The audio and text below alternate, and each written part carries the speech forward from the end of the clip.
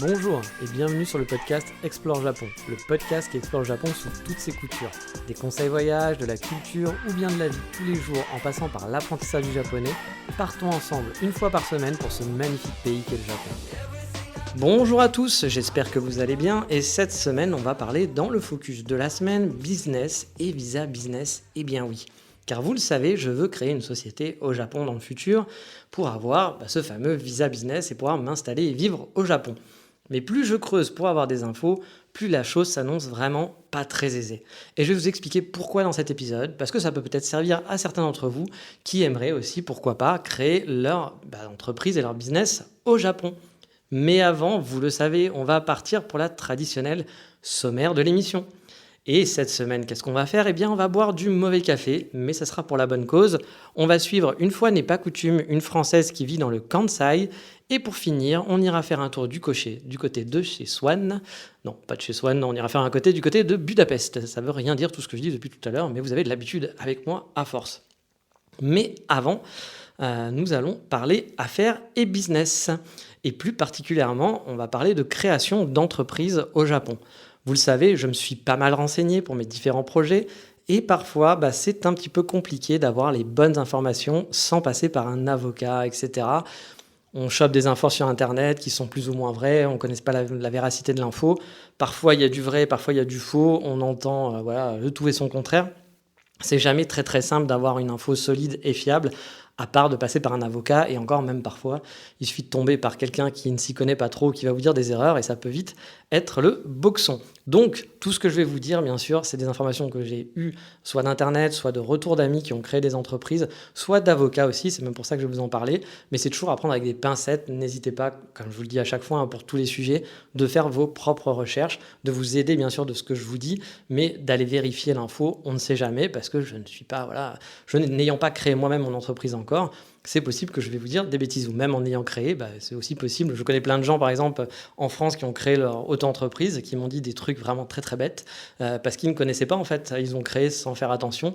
Et il y a des gens qui vont vous dire que par exemple un auto-entrepreneur ne paye pas la TVA, ce qui n'est pas vrai. On ne paye pas la TVA quand on est auto-entrepreneur jusqu'à un certain seuil, mais il y a des gens qui ne le savent pas, qui dépassent ce seuil et qui ne sont même pas au courant qu'ils sont censés facturer la TVA par exemple. Donc c'est pour ça qu'il faut toujours prendre avec des pincettes tout ce que tout le monde vous dit et ne pas hésiter à recouper avec plein de sources. C'est ce qu'il y a de mieux à faire pour être sûr de ces informations. Mais allez, on repart donc sur le Japon.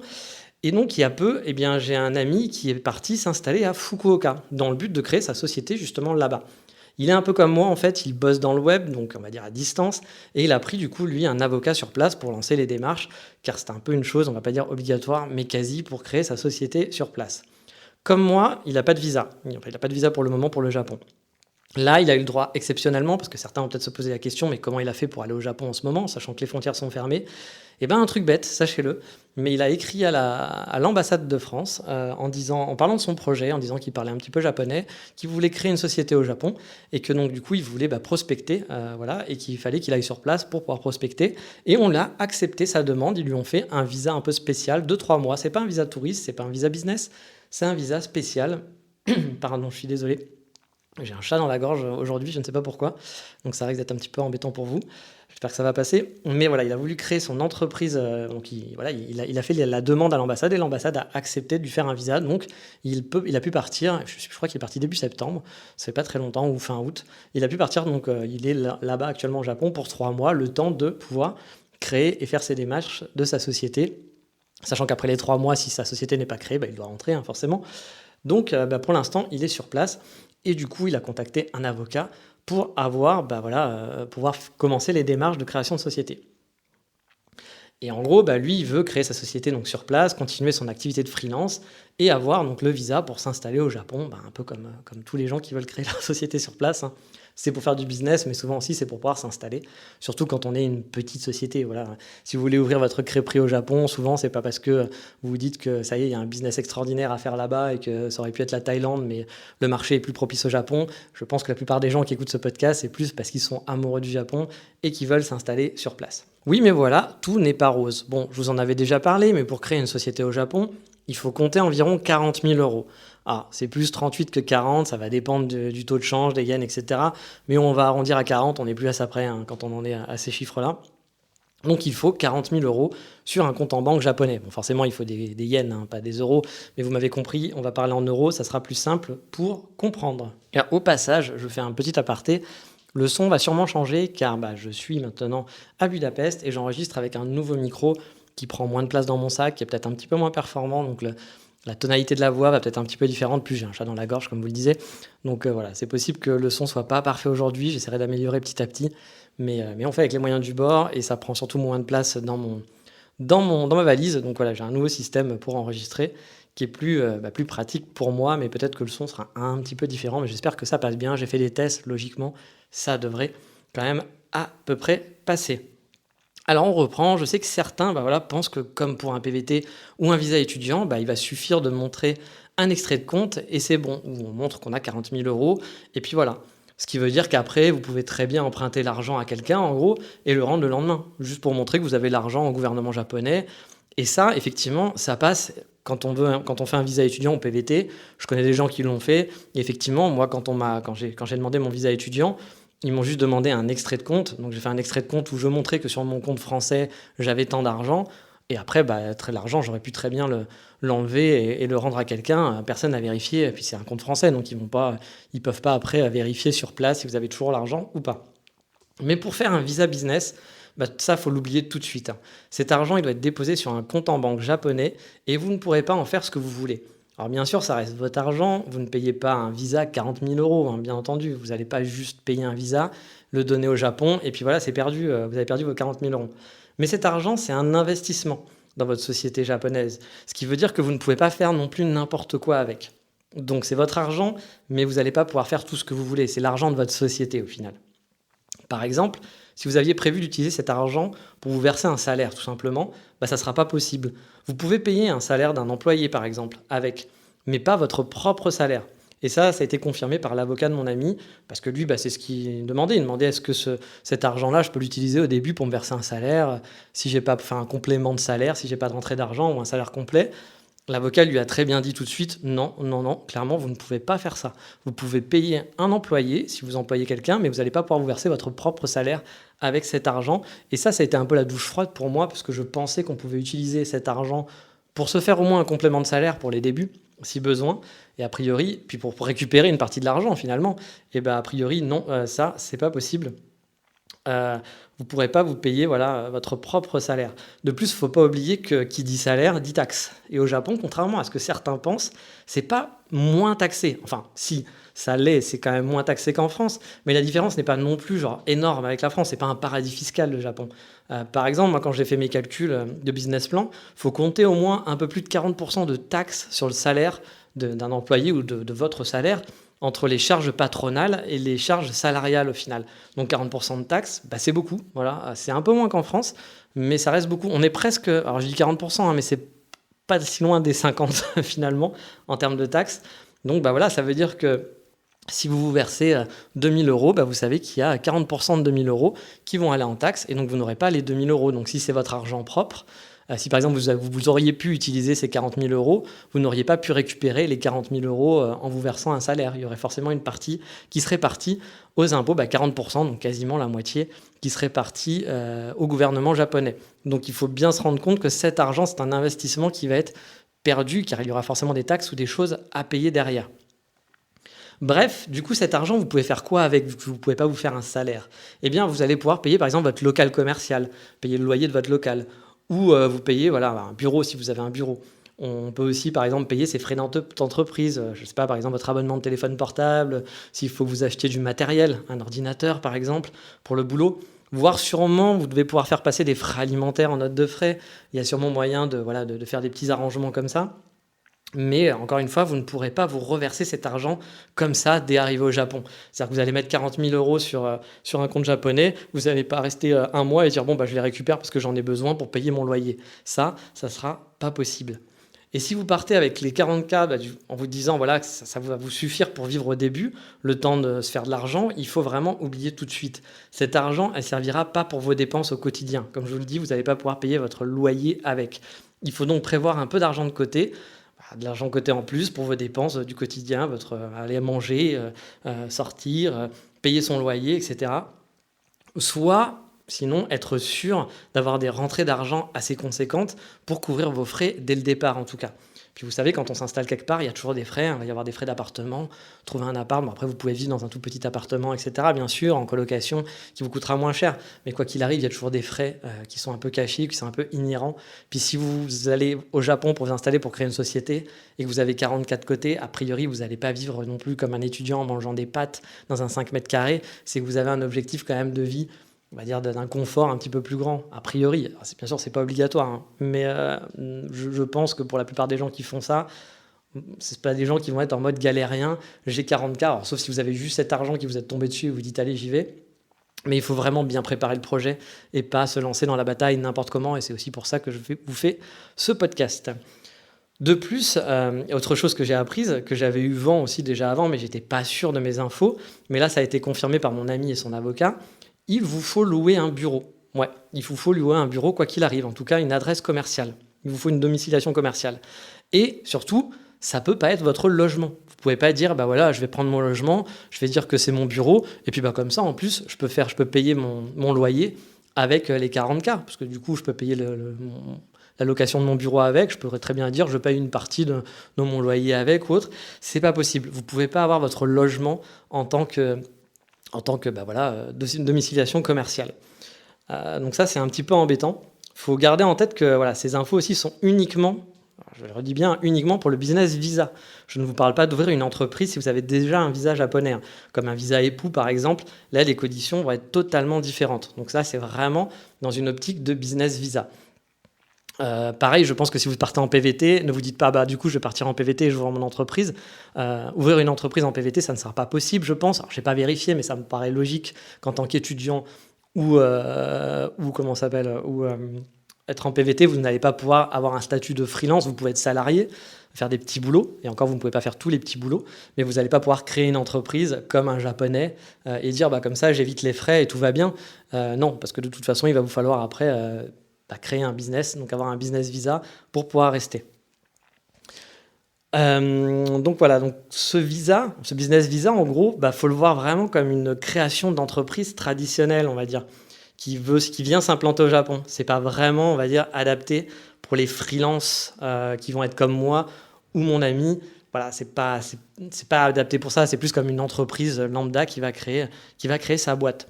Vous le savez, moi je suis digital nomade. Par exemple, j'ai pas besoin de bureau pour mon activité. Je travaille en ligne, je peux me poser dans un café pour travailler ou bien rester dans mon appartement. C'est ce que je fais souvent, parce que moi en plus je travaille en horaire décalé. Donc voilà, je suis dans mon Airbnb et je travaille de chez moi tranquillement. Et j'ai pas besoin de louer un bureau, ça n'a aucun intérêt pour moi, à part peut-être sociabiliser avec d'autres travailleurs. Mais pour l'instant, j'en éprouve pas le besoin pour le moment.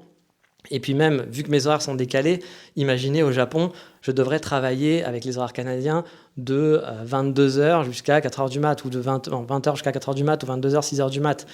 Trouver un bureau ou un coworking qui est ouvert la nuit, il y en a, mais vous allez vous sentir un petit peu seul a priori. Donc autant bosser chez vous, puis vous n'aurez pas le trajet à faire à 6h du mat pour rentrer chez vous pour aller dormir, ou pour aller vous coucher directement après. C'est du temps de gagner, c'est toujours ça de prix. Donc voilà, moi, avoir un bureau, ça n'a vraiment aucun intérêt pour moi. Mais là, même si j'en ai pas besoin de spécifique, au Japon, je serai obligé de louer un bureau si je veux créer ma société. Mon ami a demandé à son avocat s'il pouvait mettre son domicile et comme adresse, et la réponse a été claire, c'était non. C'est un bureau, point barre, une adresse de local, ou un local commercial bien sûr, mais voilà, vous pouvez pas utiliser votre entreprise, en tout cas en tant que business visa, votre appartement comme adresse de bureau. Alors, c'est vrai que j'aurais pu mettre, voilà, pour mettre son domicile, ça aurait été pratique, pour le coup, on aurait pu se servir de l'investissement, comme je le dis, des 40K pour payer son loyer au final, petit à petit, puis ça éviter de perdre cet argent en quelque sorte, mais c'est pas possible, voilà, c'est clairement pas possible. Donc si demain, je dois m'installer au Japon, je serai obligé de louer un bureau, même info, vous le savez, un genre de placard à balai, il y a des gens qui louent ça, bien entendu, pour avoir une adresse, et donc ça sera des frais supplémentaires pour rien, et c'est un peu rageant, parce que à la fin de l'année, mine de rien, ça va vous faire beaucoup de frais pour vraiment rien, quoi. Vous allez dépenser cet argent qui vous ne servira à rien. Puis pour ceux qui ne connaissent pas les démarches, je vais quand même un petit peu résumer. En gros, vous devez avoir un projet, un business plan à présenter à l'immigration.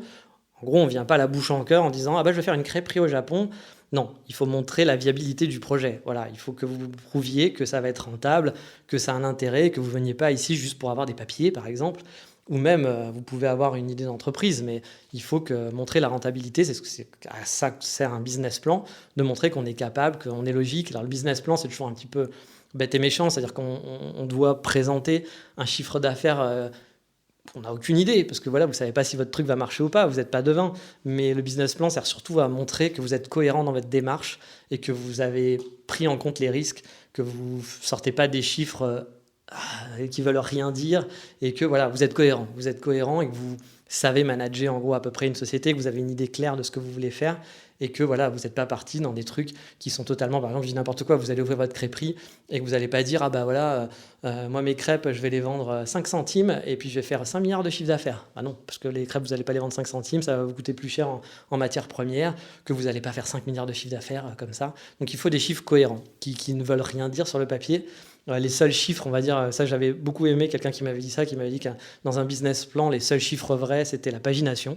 Et effectivement, c'est le cas, parce que tout le reste, ce sont des supputations, voilà, des supputations, mais c'est pour montrer la cohérence de votre projet et de votre cerveau, tout simplement, voilà, de voir que vous ne partez pas dans des délires et que vous allez à peu près, vous avez une bonne vision de ce que vous voulez faire. En plus de tout ça, forcément, vous allez devoir prendre un avocat, comme je vous l'ai dit. C'est pas obligatoire, mais ça va vous faciliter les démarches. Parce que les démarches, elles sont en japonais, faut pas l'oublier. Donc prendre un avocat japonais qui parle anglais, voire français, mais ça sera peut-être un peu plus compliqué à trouver. Et du coup, il faut compter quelques milliers de frais, quelques milliers d'euros, pardon, de frais dans vos démarches, dans l'ensemble, qui n'est pas à prendre en compte dans l'argent que vous allez mettre dans l'investissement. Donc c'est en plus. De mémoire, un ami qui avait monté sa boîte, on avait eu entre 3 000 et 5 000 euros de frais divers pour créer sa société, que ce soit les frais d'avocat, que ce soit les frais qu'on paye au gouvernement japonais, etc. Ça lui avait coûté dans les 3 000 euros, il me semble, en plus des 38 000 euros qu'il avait dû mettre pour comme capital pour créer sa boîte au Japon. Donc vous allez donc, avec cet avocat, préparer votre dossier. Lui, il est là pour vous aider et vous conseiller. Mais attention, il ne va pas vous faire votre business plan pour vous non plus. Il s'occupera sûrement de le traduire et de vous aider aussi dans les démarches et de vous dire si votre dossier est cohérent ou si vous devez travailler certains points. Parce que forcément, je pense qu'il y a des spécificités par rapport à l'immigration japonaise et au gouvernement japonais qui fait qu'il va peut-être vous dire il vaut mieux mettre ça dans votre business plan, il vaut mieux enlever ça, etc. Il est là pour vous conseiller. Mais par contre, c'est vous qui allez devoir faire ce business plan. La procédure prend environ 3 mois en moyenne des différents retours que j'ai pu avoir. Vous pouvez aussi tout à fait définir un propriétaire tiers pour la société. Alors j'entends par là que, par exemple, vos parents pourraient être les propriétaires de la société et vous désigner comme représentant légal. Vous auriez donc le business visa sans être propriétaire de la société. Et j'avoue, dans ce cas-là, je ne sais pas si on peut considérer que vous êtes un salarié. Et donc, du coup, si vous êtes un salarié, on pourrait très bien se dire que les 40K peuvent être utilisés pour payer votre salaire. Après, encore une fois, n'oubliez pas, même si cette option fonctionne, vous ne pourrez pas récupérer vos 40 000 euros car vous serez taxé à la hauteur de 40%. Donc, vous allez perdre quand même de l'argent. Et je ne sais pas si ça fonctionne. C'est juste une idée que j'ai eue en tête comme ça en me disant, vu qu'on peut payer un salarié et que le business visa n'est pas forcément pour le propriétaire mais qu'il peut avoir un représentant légal, je ne sais pas si dans ce cas-là, le représentant légal est forcément un salarié vu qu'il n'est pas le propriétaire. Je ne sais pas si dans ce cas-là, on peut vous payer un salaire via ces 40K. Ça me paraît logique que oui, mais donc ça pourrait être peut-être une façon contournée si vous avez confiance dans vos parents ou dans quelqu'un pour récupérer une partie de cette 40K si vous n'en avez pas besoin pour autre chose. Mais ça, on va en parler un petit peu après.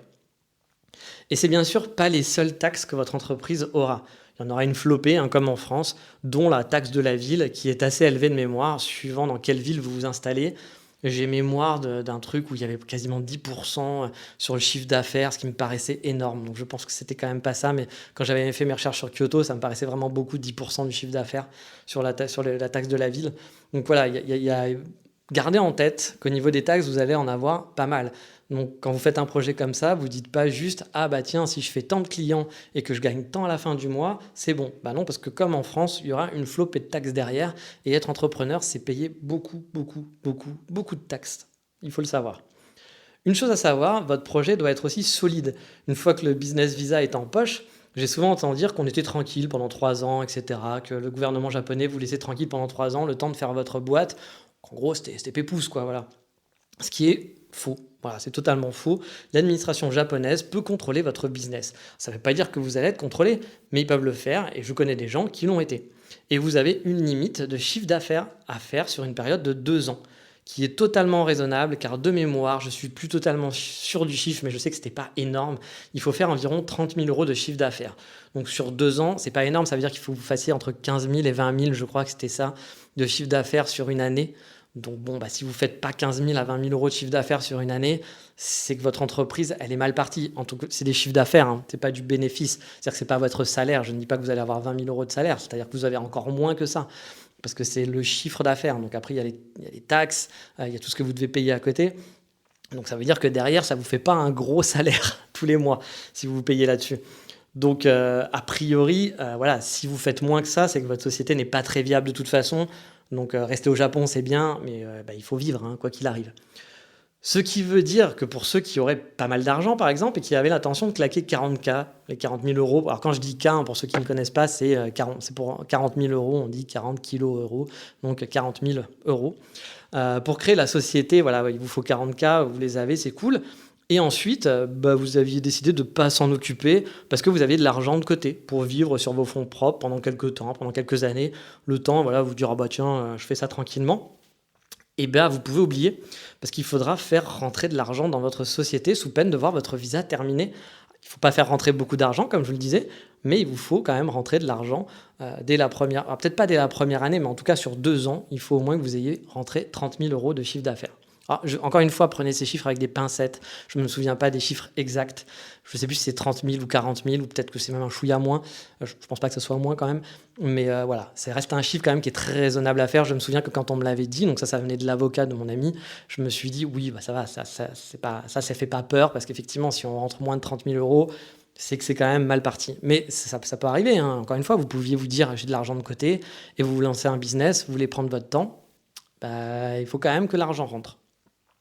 Bref, vous le voyez, créer une entreprise au Japon, c'est pas quelque chose à faire en un claquement de doigts et c'est pas hyper simple. Et suivant vos projets, ça peut ne pas être très avantageux au final. Je veux dire, par exemple, dans le cadre d'un commerce, vous voulez ouvrir votre crêperie. Forcément, vous allez avoir besoin d'un local, vous allez acheter du matériel aussi pour faire vos crêpes, et donc ou pour servir les clients. Donc les 40K que vous allez mettre en capital dans votre société, ils vont vous servir. Ça ne sera pas de l'argent perdu. Vous auriez eu besoin de toute façon d'investir dans du matériel et autres, donc ça ne pose pas de réel problème. Par contre, si vous êtes freelance comme moi, à votre compte, je ne sais pas si vous êtes aussi développeur web, si vous êtes journaliste, ou même vous voulez faire guide, je ne sais pas, un boulot un peu en mode freelance, par exemple, eh bien là, ça va être beaucoup, beaucoup moins adapté. Et ça va être plus coûteux que bénéfique au final. Vous n'avez pas besoin de local, par exemple. Cela va vous faire payer des frais pour rien tous les mois. De plus, les 40K à investir, si vous êtes guide, vous allez pouvoir en acheter des kawaii et des chaussures de rando en note de frais avant de pouvoir récupérer l'argent. Et tous les mois, vous allez sortir X euros dans un local qui va pas vous servir. Donc, il faudra donc voir une partie de cet argent comme un achat finalement. Enfin, c'est comme ça que je le vois, moi. En gros, on achète un visa au final dans ce cas-là, et ça fait cher le visa. Alors, je précise dans ce cas-là, parce qu'encore une fois, c'est vraiment des cas spécifiques. Si vous créez une vraie entreprise, que vous allez avoir des salariés derrière, ou que vous allez, par exemple, si vous créez, je ne sais pas moi, une agence de tourisme sur place et que vous allez embaucher, que déjà dans votre business plan, vous avez prévu d'embaucher des gens, là, c'est normal. Les 40K, vous allez avoir de l'investissement, vous allez avoir un bureau, parce que c'est normal, vous allez avoir des employés sur place, vous allez avoir des frais quelconques. Vous allez payer des salariés. Donc là, cet argent, c'est pas de l'argent qu'on va dire perdu, c'est de l'argent que vous investissez qui va vous servir. Pour un freelance, c'est vraiment dans ce secteur-là. Si vous êtes un freelance, par exemple, vous dites je suis prof de français, que je vais ouvrir ma société de prof de français sur place, parce que je pense qu'il y a une opportunité, etc. Là, voilà, prof de français, si vous ne vouliez pas louer, parce qu'au départ, vous ne voulez pas dépenser plein d'argent, vous ne voulez pas louer un local, vous ne voulez pas créer une entreprise, par exemple, une vraie entreprise, mais que vous voulez faire ça en freelance, C'est vrai que ce business visa est pas du tout, on va dire, adapté pour ça. Ça veut pas dire que vous pouvez pas le faire, mais ça veut dire que c'est pas adapté, que vous allez perdre de l'argent finalement. C'est pas, voilà, c'est pas hyper rentable. Mais après, c'est un choix. Voilà, ça peut être un choix et de se dire, tant pis, je perds cet argent, mais au moins j'ai l'opportunité de créer mon business au Japon. C'est un peu de l'argent perdu. Je ne compte pas sur ces 40K. Tant pis. Je pourrais les utiliser, bien sûr, vous allez pouvoir payer des notes de frais, etc. Et peut-être que finalement, au bout de 10, 20 ans, vous aurez rentabilisé un petit peu. Mais encore une fois, vous allez devoir payer. Si par exemple, vous n'avez pas de local dans votre tête à payer, vous allez être obligé de payer un local. Donc ça, c'est de l'argent perdu. Techniquement, c'est de l'argent perdu. Mais vous pouvez le rattraper d'une autre manière, etc. C'est pour ça que je ne dis pas que c'est pas possible, qu'il ne faut pas le faire. C'est juste qu'il faut prendre en compte que on est plus dans une optique, pour moi, d'un achat de visa, au final, que vraiment créer une entreprise de A à Z. Même si on fait du freelance, même si on compte travailler derrière, etc., j'ai l'impression que cet argent, du coup, est plus comme un achat que comme un investissement au final. Donc de l'argent un peu perdu en quelque sorte. Et sachant que c'est pas 1 000 euros, c'est pas 2 000 euros, c'est 40K. Après, attention, hein, je le redis, quand je dis achat de visa, ça ne veut pas dire que vous donnez 40 000 au gouvernement japonais et que vous ne le revoyez plus. Derrière, vous allez pouvoir payer votre bureau, vous allez pouvoir payer vos factures, etc. d'entreprise. Je précise bien d'entreprise. Donc, vous allez pouvoir récupérer une partie de cet argent, une grosse partie, mais ça va prendre du temps et surtout, ça ne va pas permettre de vous aider dans votre vie personnelle au début. Et souvent, au début, on va avoir une entreprise quand elle se lance, vous allez forcément avoir pas un gros salaire, donc ça aurait été peut-être bien de pouvoir taper dedans dans vos économies en quelque sorte, parce que c'était vos économies pour compléter votre salaire, par exemple. Et là, ça sera pas possible tout simplement. Et n'oubliez pas une chose, hein, vous n'aurez pas le droit à l'erreur, car il y a un minimum de CA à faire sur 2 ans. Alors, comme je vous l'ai dit, franchement, le chiffre, il n'est pas très haut, mais quand on se lance, ça prend parfois du temps avant d'avoir un CA, un chiffre d'affaires. Et avec les 40K, on pourrait très bien, comme je vous le disais, les utiliser pour payer un salaire chaque mois. Si vous aviez été freelance en France, par exemple, c'est ce que vous auriez peut-être fait pour vous permettre de tenir pendant les débuts, le temps de trouver les premiers clients, le temps d'avoir assez d'argent. Là, ça ne sera pas possible. Vous devrez avoir d'autres économies ou bien faire du chiffre rapidement pour vous payer votre salaire tout simplement. Si je compare par exemple avec une autre solution qui est le visa mariage, c'est le jour et la nuit. Imaginez, vous êtes marié avec Juichi ou Megumi. Vous avez donc un visa au Japon en poche et vous avez aussi vos 40K en poche qui étaient prévus pour créer votre société. À la base, avoir votre business visa, vous les avez. Du coup, vous ne les avez pas utilisés là-dedans parce que vous vous êtes marié. Là, vous pouvez très bien ouvrir un statut de freelance au Japon qui va vous coûter beaucoup, beaucoup moins cher. Alors, j'ai plus les chiffres en tête, mais c'est au pire quelques milliers d'euros. Mais je me demande même si c'est pas juste quelques centaines d'euros pour les démarches administratives. Votre entreprise créée, on ne vous imposera pas d'avoir un local et les 40K qui seront toujours sur votre compte perso. Vous pourrez donc piocher dedans sans stress au début, sans avoir un stress de devoir faire du chiffre d'affaires à un maximum ou de voir des frais tomber tous les mois en plus de vos frais usuels dont vous n'avez pas besoin. C'est pour ça que la plupart des gens finalement que je connais et qui ont une boîte ou sont freelance au Japon ont eu étrangement un visa mariage aussi avant. Alors je dis pas qu'ils se sont mariés pour rester, hein, c'est pas ce que je suis en train de dire. Mais il faut l'avouer, ça facilite grandement la faisabilité du projet. Et de vouloir créer sa société au Japon, c'est pas facile. C'est vraiment très très compliqué. Sans avoir de visa, j'entends. Et pour en revenir à mon ami à Fukuoka, qui a confirmé et validé de nouvelles infos que je vous ai donc partagées dans cet épisode, ça l'a bien refroidi, il faut l'avouer. Il a un business qui fonctionne déjà, mais il a vu que tous ses frais et le fait de perdre en quelque sorte ces 40K, ça fait un peu mal aux fesses du coup. Alors, il pense du coup sérieusement au mariage. Oui. Il a une ex qui est sur place, qui veut se marier avec lui depuis longtemps. Alors clairement, en temps normal, il me l'a dit, il ne l'aurait pas fait. Il comptait même pas le faire en fait en venant à Fukuoka. Il était là pour venir pour créer sa société. Mais au vu de la complexité pour avoir un business visa et surtout l'argent perdu, il se pose sérieusement la question de se marier avec elle pour pouvoir rester. À savoir aussi que son avocat, quand il lui a expliqué qu'est-ce qu'il voulait faire, parce que son avocat lui a dit mais du coup quelle est la société que vous voulez lancer au Japon, et donc il lui a expliqué qu'il était freelance, lui il s'occupe de gérer des publicités. Des publicités sur Facebook, vous connaissez, ou sur Google, il gère des publicités en ligne. Il a des clients et il gère des publicités dessus. Et quand il lui a expliqué ça, le mec lui a répondu clairement « Ah oui, donc vous cherchez un visa ». C'est-à-dire qu'on n'est plus parti de « tu crées ta société, tu veux grossir, etc. » C'était genre « oui, en gros tu fais ça pour avoir un visa ». Ce qui est vrai, mais ce qui n'est pas vrai aussi. La personne qui travaille, elle a sa société, elle a son truc de freelance, elle la développe, elle gagne sa vie avec ça. Mais voilà, l'avocat l'a vu comme, ouais, en gros, c'est une excuse et tu vas finir prof de français ou guide touristique ou je ne sais pas quoi, les petits boulots habituels pour créer, voilà, à côté. Et ton entreprise, c'est plus une excuse pour avoir un visa derrière. Vous voyez un petit peu la mentalité du truc. Son avocat lui a vraiment répondu du tac au tac et ça l'a même perturbé, mon pote, parce qu'il était là, bah non, en fait, c'est mon activité principale. Mais pour l'avocat, c'était genre, ouais, ok, c'est pas un vrai travail. Donc voilà, quand on arrive en tant que freelance comme ça, pour eux, c'est pas un vrai travail. Alors attention, un truc à remettre dans le contexte, il est à Fukuoka. Peut-être qu'à Tokyo, les avocats sont plus habitués aussi d'avoir des gens et des étrangers. Fukuoka, il n'y a pas tant que ça d'étrangers.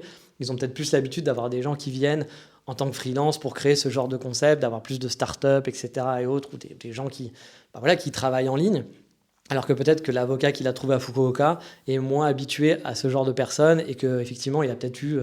voilà, il y a effectivement des gens. Moi, par exemple, pour avoir discuté déjà avec des amis, il y a des youtubeurs, un youtubeur apparemment qui est assez connu. Alors moi, j'avoue, je ne suis pas, je ne connais pas, mais mes amis m'ont dit, ce mec-là, il a créé une boîte au Japon, il fait semblant d'avoir une boîte au Japon. Je crois qu'il vend des choses, des cartes à jouer ou des choses comme ça, mais finalement, il fait rien avec, parce que le reste du temps, il est barman, il travaille dans les bars le soir, il fait des petits boulots, il justifie le fait qu'il adore être barman, mais a priori, de ce que j'ai entendu dire, encore une fois, c'est des rumeurs, en gros, non, c'est juste que ça lui fait son salaire. Sa boîte, son site internet est tout pourri, il doit vendre quelques trucs, mais ça ne lui permet pas de vivre. Il fait assez d'argent, je pense, pour pouvoir rester, c'est sûr.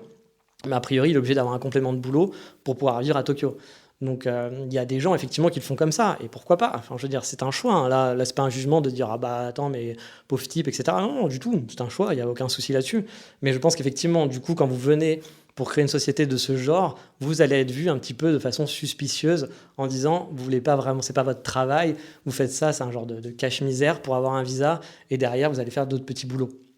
Mais bon, après, si l'immigration l'accepte et que vous avez votre business visa, j'ai envie de vous dire, eh bien, vous le faites. Voilà, tant mieux pour vous. Enfin, voilà, il n'y a pas de souci. Puis surtout, encore une fois, mon pote, lui, c'est son vrai travail. Donc, c'est vrai que c'est un peu rageant, un peu énervant de s'entendre dire, ah oui, tu fais ça pour le visa. Oui, c'est vrai, effectivement, qu'on veut un visa. On va habiter là-bas, forcément. Mais ça reste notre vrai travail. Donc, c'est vrai que ça peut être quand même un petit peu agaçant d'avoir ça. Mais on va du coup repartir sur mon ami qui voilà, qui est allé à Fukuoka et donc qui n'était pas là, venu pour se marier. Mais là, du coup, en fait, il l'avoue, au vu de la complexité pour avoir le business visa, et du coup, il se pose sérieusement la question de se marier avec cette Megumi pour pouvoir rester. Et franchement, moi le premier, je me dis que se marier pour avoir un visa, c'est vraiment pas une bonne solution. Mais ça reste quand même la solution la plus efficace pour s'installer durablement et la plus facile, clairement. Pour vous dire en toute honnêteté, on va être honnête, on se connaît bien maintenant à force, j'y pense moi aussi. Tout ça, ça m'a bien refroidi aussi, pareil que lui. Ça va dépendre de ce qui se passe dans le futur, bien sûr. Si mon projet de coffee shop se fait, là, les 40K seront une goutte d'eau. J'en aurai besoin de toute façon pour l'installation. Comme je vous l'ai déjà dit, mon projet, il faut plus de 200 000 euros, donc 200K. Donc voilà, les 40K, forcément, ils vont partir dans du matériel. Donc ils seront utilisés. Donc ça ne change rien pour moi. Effectivement, c'est une société normale, un local commercial, on va dire une grosse société, ou c'est pas une grosse société, mais un commerce qui nécessite beaucoup d'investissement. Donc voilà, 40K, c'est logique. Mais mon autre plan, c'est de m'installer aussi en tant que freelance, continuer ce que je fais, je gagne ma vie correctement, je suis chef de projet web, je bosse en ligne, et là, pour moi, c'est pas rentable. Même si j'ai l'argent, j'aurais l'impression quand même de jeter 40K par les fenêtres, parce qu'encore une fois, je peux pas en faire ce que je veux de cet argent, c'est mon argent, et je vais devoir payer un local, alors que j'ai pas besoin de local. Un local, je sais pas, si ça vous coûte 200 euros ou 300 euros le mois, ça vous coûte dans les 3000 balles chaque année que vous allez dépenser sur votre 40 000 euros. Ça fait un peu mal aux fesses de dire je dépense 3 000 euros pour rien, quoi. Je me dis donc qu'il faudrait peut-être que je force un peu la main sur les rencontres quand je serai de retour au Japon en mode nomade l'année prochaine, croisons les doigts pour que les frontières soient ouvertes, pour essayer de rencontrer la bonne personne, la bonne Megumi. Et vous le savez, se marier au Japon, ça peut aller très très vite. Pour vous dire, moi j'ai un de mes profs qui s'est marié en 2 semaines. 2 semaines après avoir rencontré sa copine. Vous avez bien entendu, 2 semaines. C'est-à-dire qu'il a rencontré sa copine, 2 semaines après, on se marie. Ok, très bien. Bon, Je compte pas me marier en 2 semaines, hein, mais c'est clair que je serai peut-être un peu moins regardant sur les délais si je rencontre quelqu'un qui me plaît. Et je vais peut-être aussi un petit peu plus forcer les dates, alors que j'avoue que pour l'instant, voilà, je suis pas à la recherche de me caser forcément. Moi, j'étais plus dans l'optique, on vient avec un visa et on prend le temps. Mais je vous rassure, hein, je vais pas pour autant chercher un mariage blanc et me mettre avec n'importe qui. Je l'ai toujours dit, je veux vivre au Japon, c'est vraiment mon but, mais pas à n'importe quel prix, à n'importe quelle condition non plus. Ça, pour moi, ça a toujours été quelque chose de non négociable. Mais dans ma tête, j'étais plus à me dire, on a son propre visa et on prend son temps pour trouver la bonne personne. Je voulais pas être dépendant de quelqu'un, que ce soit un employeur, pardon, ou une femme avec qui on est marié par rapport à mon visa, parce que je trouve que c'est pas forcément le plus sain possible du monde d'être dépendant de quelqu'un. Mais là, je commence à changer un peu d'avis, je dois l'avouer, sur le sujet, au vu de la situation et de la complexité pour créer une entreprise au Japon. Mais bon, on n'en est pas là, hein. Pour l'instant, je suis encore loin des 40K sur mon compte en banque et je ne suis pas au Japon non plus pour faire des dates à tout va, même si, encore une fois, je vous le dis, effectivement, en étant au Japon, je vais peut-être pouvoir faire des épisodes un peu plus sur les dates au Japon parce que je vais sûrement accélérer pour essayer de rencontrer, là où moi, d'habitude, pour vous dire, hein, en comparaison avec d'autres amis quand on était au Japon, quand j'étais étudiant, moi, j'avais des amis qui ont fait beaucoup de dates, qui les ont enchaînés. Moi, j'avoue, j'étais plus à me dire, ouais, c'est bon, je suis là pour me balader, je vais profiter. Et je kiffais le Japon. Et j'étais pas là pour aller faire des dates, faire des trucs awkward, inviter une fille, machin, que ce soit compliqué. Puis tous les trucs que je vous ai racontés sur les filles japonaises, par exemple. Voilà, j'ai eu quelques dates, mais moi, je courais pas après. Puis j'avais pas envie de passer mon temps sur les applications de rencontres, etc. et autres, pour faire des dates. Ça me saoulait. Donc, moi, j'ai préféré kiffer et me balader et profiter, d'où le Explore Japon. Et puis, c'est ce que j'aime faire. Mais là, j'avoue, si l'année prochaine je retourne au Japon, il y a des chances que je me dise, bon, ce week-end, c'est pas la balade, mais on va aller prendre un café avec Megumi qu'on aura rencontré sur Tinder, sur l'application locale japonaise pour rencontrer des japonaises, ou peut-être que j'irai un peu plus dans les bars pour sociabiliser, etc. Donc forcément, je vais essayer de m'ouvrir un petit peu plus à cette option, parce que effectivement, ça facilite vraiment grandement les choses. Mais bon, on n'en est pas là, hein, comme je vous le disais.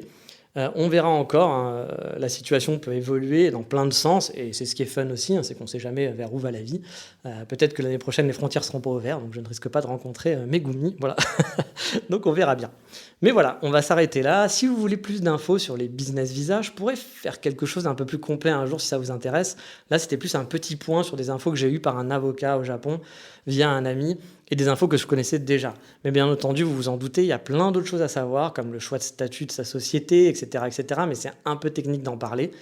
Et puis c'était plus pour faire un point pour vous dire aussi que c'est pas simple et qu'on ne vient pas en disant je veux créer ma société, parce que parfois j'ai des gens qui me contactent en me disant j'ai vu que tu voulais faire ta boîte, moi aussi je veux faire ma boîte, en ayant un peu des sujets un peu délirants et en pensant que ça y est je vais créer, puis dès qu'on leur dit déjà il faut 40 000 euros, ils font quoi, tout cet argent, mais pourquoi il faut donner cet argent? Non, on le donne pas, c'est un investissement.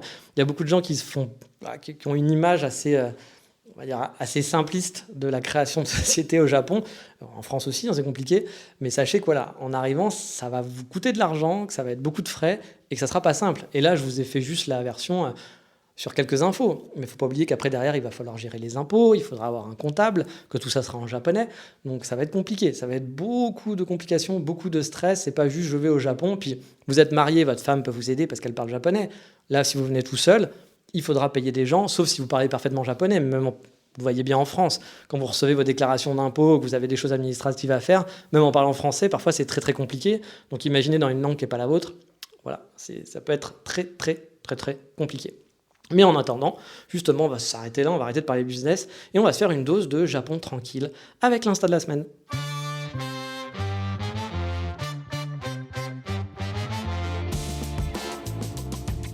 Et cette semaine, on va découvrir le compte d'une Française, Clémentine, qui vit, vous vous en doutez, au Japon. Encore quelqu'un que je ne connais pas et avec qui je n'ai jamais parlé, mais que je suis avec plaisir. Alors, je ne sais pas grand-chose sur sa vie, mais j'ai juste plaisir à suivre ses photos. Elle vit dans le Kansai, a priori, car je la vois souvent traîner dans des lieux que je connais, sur Osaka, Kyoto, Nara, ou le Biwako, le fameux lac Biwa. Vous trouverez des photos très chouettes de vie à la japonaise, simple, un peu dans l'ambiance, dans le mood calme, c'est cool, comme on les aime, bref. Alors je vous donne son nom, c'est Clem Boula Boula Blabla. Bah oui, c'est pas simple à taper, donc vous allez aller simplement sur le descriptif de l'épisode et vous aurez le lien qui va bien. Ou pour ceux qui sont abonnés au Patreon, vous aurez voilà, tout le lien, les liens qui vont bien, quelques photos. Si vous souhaitez soutenir le podcast, vous connaissez la chanson. Mais maintenant, on va chiller dans un lieu magnifique sur Tokyo, dans la rubrique Voldemort.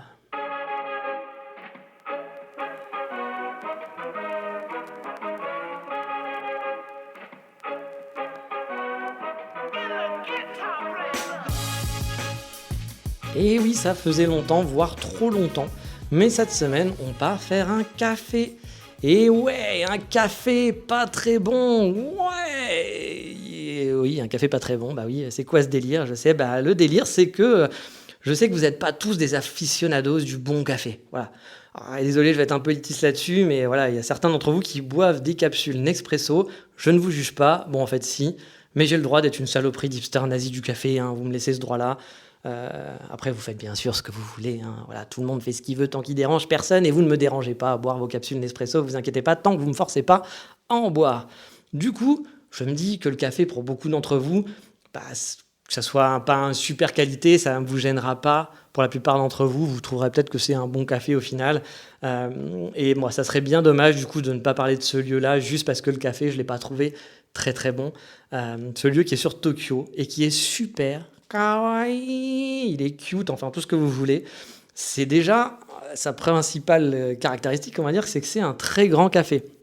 Ce qui n'est pas toujours super commun, il faut l'avouer, sur Tokyo. L'espace est vraiment grand et super bien décoré. C'est donc un style un peu récup, oldie, beaucoup de plantes, etc. Vous voyez un peu le genre des gros canapés en cuir, beaucoup de bois, beaucoup de plantes, du bordel, mais qui fait qu'on se sent vraiment dans un coin, vraiment un truc super bien. Pour vous dire, la table sur laquelle j'ai pris un café, moi, le jour où j'y suis allé, c'était une grande table qui avait, pour plateau, le plateau de la table, c'était une porte, oui, une porte d'entrée, qui était voilà, posée sur 2 tréteaux. Et donc ça servait de table pour boire son café, donc c'était plutôt rigolo. Et comme je vous disais, c'est un peu dans le mode récup. Il y avait aussi un grand piano et un gros fauteuil qui avait l'air super confortable. Tout ça entouré de livres, plein de livres, de plantes partout. Bref, c'est un endroit qui est super joli et c'est l'endroit parfait pour chiller quelques heures et se poser avec un bouquin, en train d'écouter sa musique ou de discuter avec des amis. Franchement, le lieu était vraiment très très chouette. Le café, comme je l'ai dit en tant que tel, le café qu'on boit, il était mama, comme on dit, il n'était pas mauvais, mais n'avait vraiment rien d'extraordinaire. De plus, de mémoire, il servait que du filtre, et je suis pas sûr qu'ils avaient une machine pour faire de l'expresso ou autre cappuccino. Du coup, vu qu'on s'en sert, effectivement, on sert d'une machine à café pour faire des expressos, cappuccino, les lattés et compagnie. En tout cas, l'ambiance et la déco du café étaient vraiment top.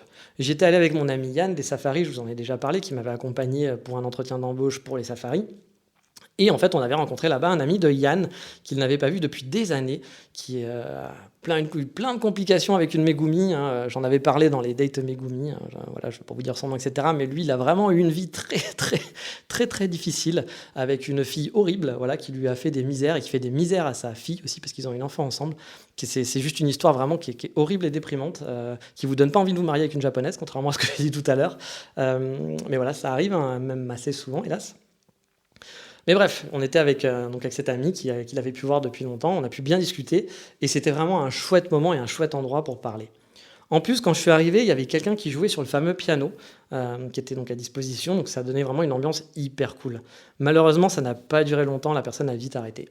Et si j'habitais dans le coin, j'irais sûrement de temps en temps là-bas pour me poser dans les grands canapes, à côté du piano, qui est un peu en hauteur, sur une genre de mini-estrade. Je pense que c'est aussi un magasin de meubles, a priori. Et bien entendu, vous devez sûrement pouvoir acheter les bouquins, parce que je crois que c'est un bookstore, en fait, que les livres sont là, pas pour consulter comme ça, enfin vous pouvez les consulter à la japonaise, hein, sur place, mais vous pouvez les acheter aussi. Et j'ai l'impression qu'en plus des bouquins, on pouvait aussi acheter voilà, les plantes vertes qui étaient là. Il me semble qu'à l'étage, il y avait d'autres boutiques un peu du même genre, donc je me demande si c'est pas un concept store, si tout l'immeuble n'est pas à eux et qu'ils vendent plein de choses, qui font des meubles ou des choses comme ça, c'est totalement possible. Mais l'ami Diane restant qu'1 heure, on n'a pas eu le temps vraiment de profiter du lieu, hein, ni d'être trop curieux.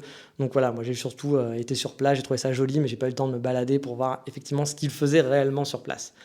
En tout cas, si vous n'êtes pas un nazi du café comme moi et que vous cherchez un endroit vraiment super mignon pour vous poser, je vous invite vraiment à découvrir ce coffee shop qui vaut vraiment le détour.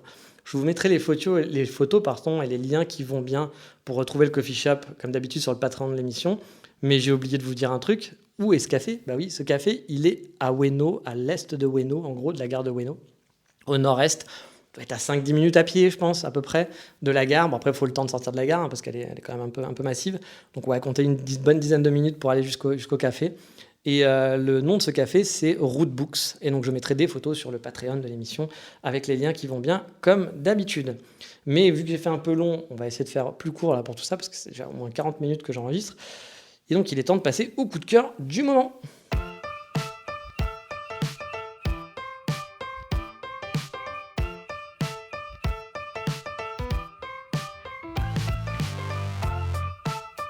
Et mon coup de cœur du jour est plus un point 3615 ma vie qu'un vrai coup de cœur, à proprement parler. Je vais vous parler de Budapest. Pour ceux qui suivent avec mon parcours, qui sont un peu des stalkers, qui regardent un peu le parcours de Angie l'exploratrice et son sac à dos qui parle, et je suis donc à Budapest depuis une bonne semaine maintenant. Et ça pour 3 mois, a priori je devrais rester 3 mois ici, peut-être 5, on verra.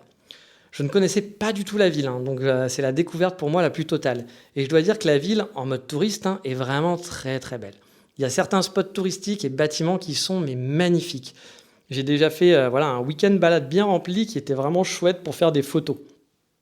En plus, le week-end où j'ai fait ma balade, là, mon premier week-end, les températures étaient parfaites pour moi. Il faisait genre 21 degrés avec un petit vent frais, mais pas trop de nuages, avec un peu de soleil. Du coup, c'était cool. Mais par contre, quand je suis arrivé, il faisait plus de 30 degrés avec mes valises, donc il faisait vraiment très très chaud. J'ai un peu galéré.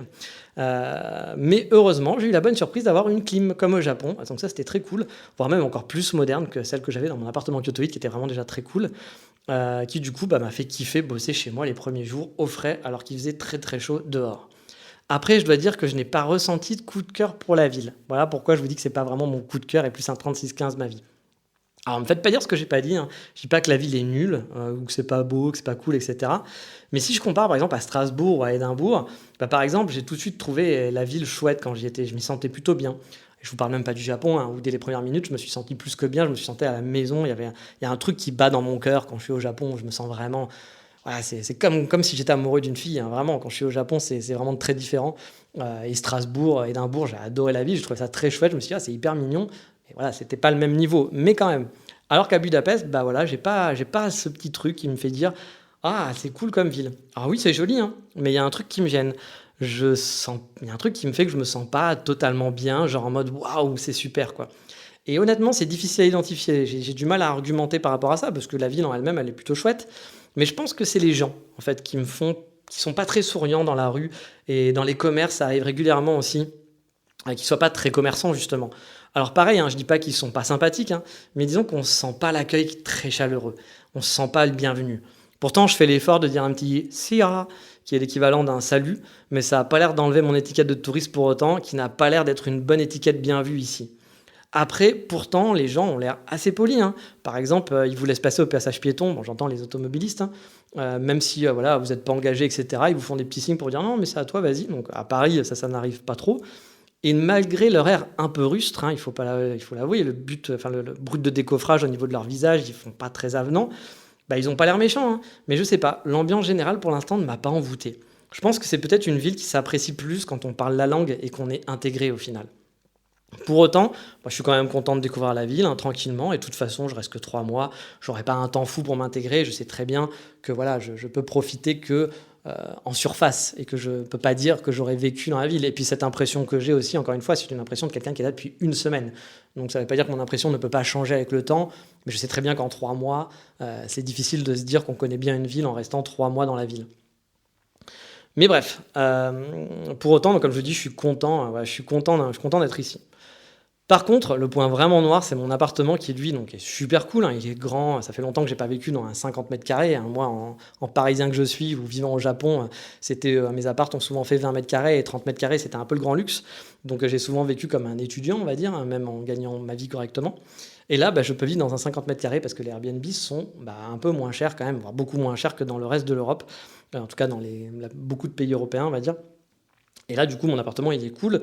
Mais je suis situé dans l'équivalent de la rue de la Soif, donc il est super bien isolé, mais c'est bruyant. Et le pire, c'est que malgré les dizaines de bars qui foutent chacun leur musique à fond, et les mecs un peu bourrés dans la rue qui parlent fort, etc., jusqu'à 4h du mat', c'est pas ça qui va me déranger. Parce qu'en plus, j'ai le sommeil lourd et honnêtement, ça passe.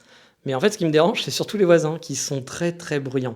J'ai eu par exemple un type qui a tapé contre les murs jusqu'à 4h du matin, un soir de la semaine, de minuit jusqu'à 4h, il n'a pas arrêté, comme s'il faisait des travaux. Et ça, c'est un exemple parmi tant d'autres de bruit dans l'immeuble, de gens qui, par exemple, rentrent de soirée à 2h du mat'. Et ben voilà, quand vous rentrez dans les parties communes, en tout cas moi, j'essaye de ne pas faire trop de bruit. Voilà, vous n'allez pas claquer les portes, vous faites attention, vous ne parlez pas fort avec vos potes. Bon, bah là, ici, ils s'en foutent. Voilà, honnêtement, ils en ont rien à branler. Ils parlent très, très fort, même à 4h du mat, dans la cage d'escalier. Ils vont claquer les portes d'ascenseur, etc. Et du coup, vu que c'est un vieux bâtiment, ça résonne de partout. Et finalement, c'est plus emmerdant que tout le boucan dans la rue. Donc, c'est vrai que c'est pas hyper top de ce côté-là. Mais bon, ça va. J'ai réussi à passer quand même quelques bonnes nuits. Et comme je vous dis, j'ai un sommeil très lourd. Donc, ça me dérange pas plus que ça. Mais quelqu'un qui n'a pas un sommeil lourd, je pense que dans cet appart, il aurait vite pété un câble. Bref, c'est aussi dans ces moments-là que le Japon me manque au final, où je culpabilisais, je me souviens, quand je mettais la télé, car il n'y avait pas un bruit dans mon immeuble. Mais ça, c'est une autre histoire que je vous raconterai peut-être dans un autre podcast. Mais en attendant, vu que le podcast est un petit peu long, on va être pas loin de l'heure, je pense, de podcast cette fois-ci. On va s'arrêter là. J'espère que cet épisode vous aura servi un petit peu sur la partie pour ceux qui voudraient créer une entreprise ou pour ceux qui sont curieux de savoir comment ça fonctionne. Et puis, voilà, encore une fois, prenez mes informations avec des pincettes. Il faut recouper les informations. Et si vous en avez d'autres, n'hésitez pas à me les partager. Je pourrais peut-être en parler. Si j'ai fait une erreur, que vous êtes sûr de vous aussi, parce que peut-être que vous aussi, vous avez des infos mais qui sont fausses. Mais n'hésitez pas quand même à les partager. Et si j'ai fait une erreur, j'en reparlerai dans un autre podcast, bien entendu, pour rectifier tout ça. Mais voilà, la plupart des infos que j'ai chopées sont des infos qui sont tirées d'un avocat, donc qui sont quand même plus ou moins sûres, même si l'avocat peut se tromper aussi. Et que ça peut être aussi mal compris de mon ami qui m'a transféré cette info. J'ai un autre ami aussi qui a créé sa société, un Américain qui était étudiant dans l'école, qui avait créé sa société après, et donc qui m'avait donné aussi certaines de ces infos et qui vont dans le sens de ce que mon autre ami qui crée sa boîte m'a dit aussi. Donc a priori, voilà, il faut garder ça en tête. Je vous dis pas de pas créer de société au Japon, c'est pas ça que je vous dis bien de garder tout ça en tête. Si vous créez un commerce, vous créez une grosse société, rien d'anormal. Tout ça, c'est correct. C'est 40K à sortir, c'est de l'investissement, vous allez devoir les utiliser, vous allez en avoir besoin de toute façon pour votre entreprise. Si vous êtes freelance, gardez en tête que ça risque d'être compliqué, ça risque d'être de l'argent perdu, vous risquez d'avoir des frais que vous n'auriez pas dû avoir et qu'il faut du coup soit l'accepter, accepter de se dire ok, je perds cet argent, tant pis, c'est pas perdu, mais on peut considérer que c'est un petit peu perdu, ou alors se dire non, ça me plaît pas, et dans ce cas-là, les autres options qui vous restent, soit de trouver un emploi au Japon et d'un business comme ça pour être un employé, soit prendre le temps de trouver quelqu'un et vous marier et après faire votre business sur place. C'est aussi une possibilité. Ça après, c'est au choix de chacun et puis c'est ce que l'avenir vous proposera. Sur ce, je vous dis à bientôt et puis on se retrouve logiquement dans 2 semaines, peut-être pour un épisode balade parce que ça fait longtemps qu'on ne s'est pas baladé et je vais essayer de vous retrouver un peu des petits coins dans le Kansai ou peut-être sur Tokyo, je ne sais pas encore, pour vous faire un petit épisode de balade de quartier, parce que on aime bien se balader avec le petit sac à dos Dora l'exploratrice. Sur ce, je vous dis à bientôt, à dans 2 semaines, et qu'est-ce qu'on dit dans ces cas-là ? Ciao, bye bye, matane.